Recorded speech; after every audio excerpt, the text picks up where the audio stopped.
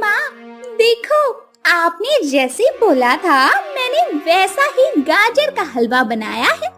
सही तो बना है ना? मैं पापा को अपने हाथों से खिलाऊंगी। हाँ बेटा, जरूर खिला देना। वैसे ही बहुत देर हो गई है, तुम्हारे पापा आए नहीं अब तक। अरे तू चिंता मत कर, आ जाएगा वो। तभी उनके दरवाजे पर हीरा नाम के व्यक्ति की दस्तक होती है, जो कि हाँफ कर घबराते हुए कहता है, भाभी गजब हो गया, सब खत्म हो गया। वो हाईवे पर एक बड़े ट्रक वाला रमेश भैया को उड़ा कर चला गया और वो नहीं रहे। हीरा भाई साहब, भगवान के लिए इतना गंदा मजाक मत कीजिए। पिंकी अपने पापा का बहुत देर से इंतजार कर रही है। वो अपने पापा को गाजर का हलवा भी खिलाएगी। भाभी मुझे माफ कर दीजिए, ये सुनकर आप मानना नहीं चाहती, पर यह सच है कि रमेश भैया हमें छोड़कर जा चुके हैं। जल्दी चलिए वहाँ पर। नहीं, वो मुझे छोड़कर नहीं जा सकते। क्या हुआ पापा को माँ? ऐसा नहीं हो सकता। मेरे पापा आएंगे मेरे पास। नहीं, मेरा रमेश कहीं नहीं गया है। हीरा बेटा उसको लेकर आना। तू झूठ बोल रहा है ना? मेरा बेटा मुझे छोड़कर कहीं नहीं जा सकता। ये सुनकर रमेश के गरीब परिवार वाले टूटकर बिखर जाते हैं। सुधा और सुषमा तो सदमे में चले गए थे। फिर रमेश के अंतिम संस्कार को करने के कुछ दिन बाद भी सुषमा अपनी बेटी को खोने की वजह से सुध बुध हो बैठी थी। हे भगवान, मेरा तो इस घर में मन ही नहीं लग रहा। जब मेरी ये हालत है तो बहू की हालत कैसी हो रही होगी।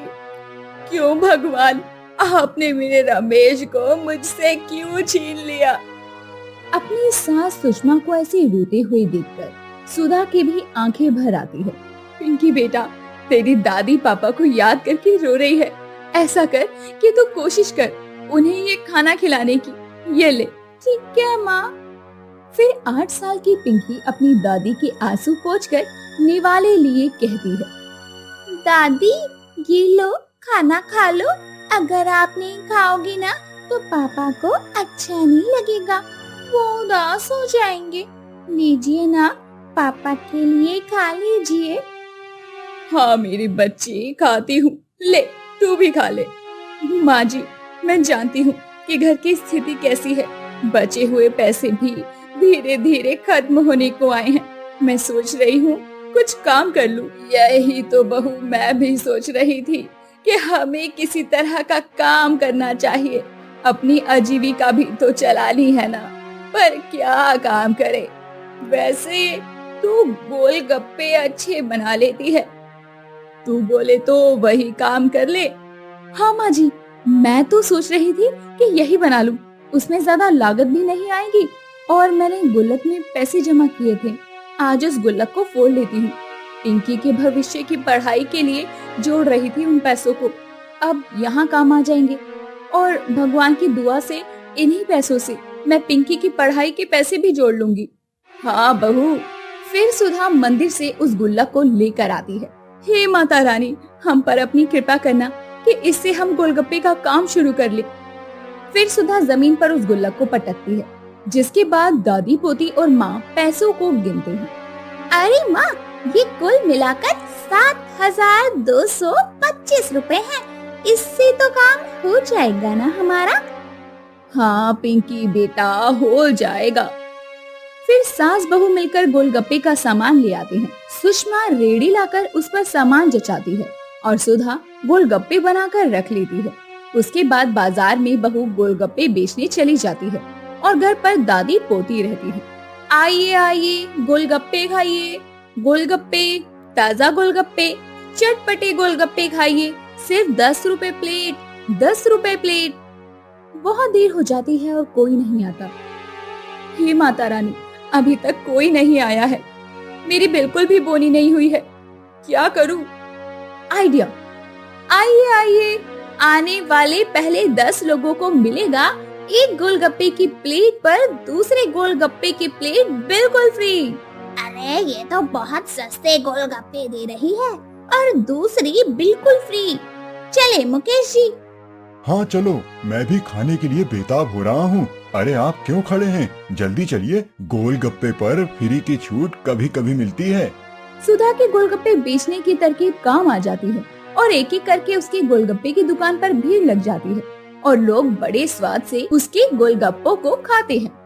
अरे वाह, आपने तो बहुत अच्छे गोलगप्पे बनाए हैं।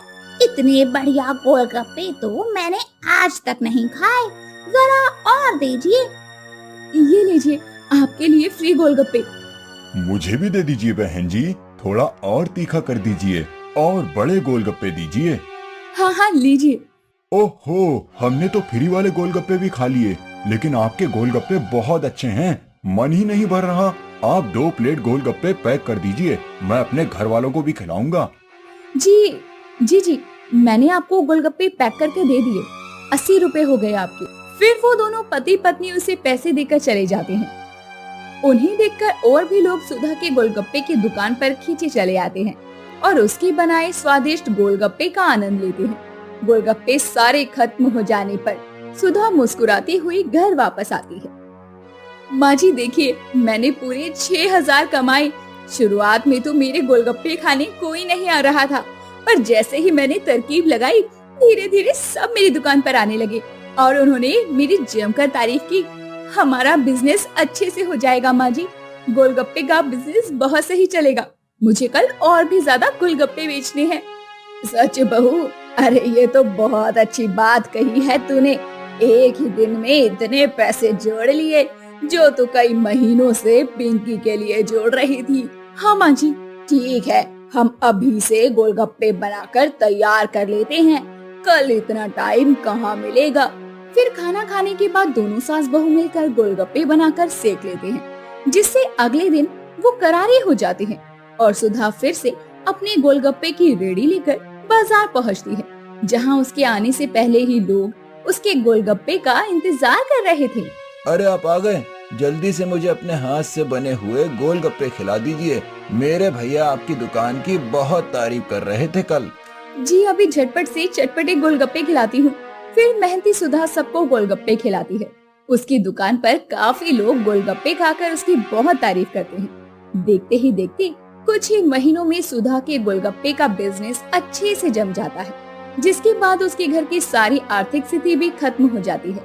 उसकी बेटी अब प्राइवेट स्कूल में जा रही थी। वहीं उन्होंने अपना एक घर भी बनवा लिया था।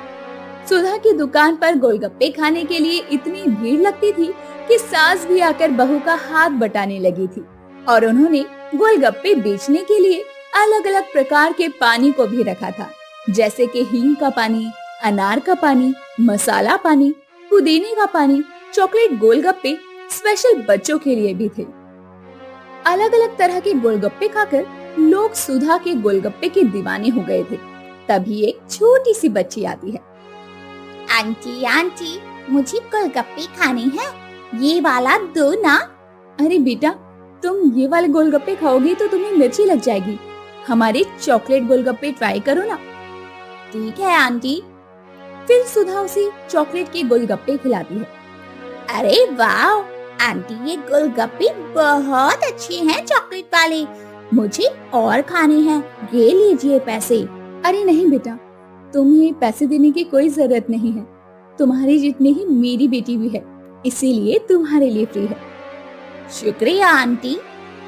इस तरह गरीब सुधा अपने घर की स्थिति को संभालने के लिए गोलगप्पे बेचकर अपनी आजीविका को चलाती है।